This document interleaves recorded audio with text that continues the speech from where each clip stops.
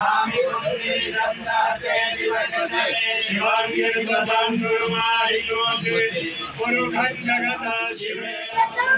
शेवटचा श्रावणी सोमवार आहे। त्यानिमित्त सर्व शिवालयामध्ये मोठ्या प्रमाणामध्ये शंकराचं दर्शन घेण्यासाठी गर्दी पाहायला मिळते।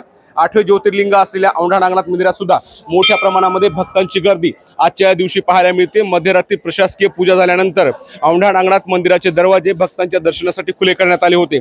आज शेवटचा श्रावण सोमवार आहे आणि प्रत्येकाला या दिवशी दर्शन मिळावं यासाठी मोठ्या प्रमाणामध्ये शंकराचे भक्त महाराष्ट्रासह परराज्यातून सुद्धा मोठ्या प्रमाणामध्ये दाखल झाले आहेत। मागील श्रावण महिन्याभरामध्ये मोठ्या प्रमाणामध्ये लाखो भक्तांनी शंकराचं दर्शन या ठिकाणी घेतलेलं आहे।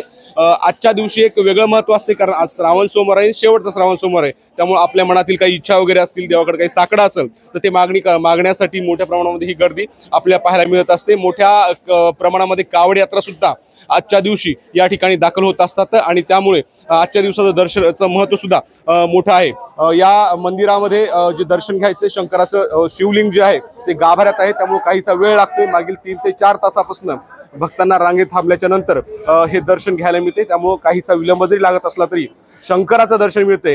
या आनंदामध्ये भक्त या ठिकाणी रांगेत उभे राहिल्याचं आपल्याला पाहायला मिळते। माधव दिप्ते, एबीपी माझा, हिंगोली। एबीपी माझा, उघडा डोळे बघा नीट।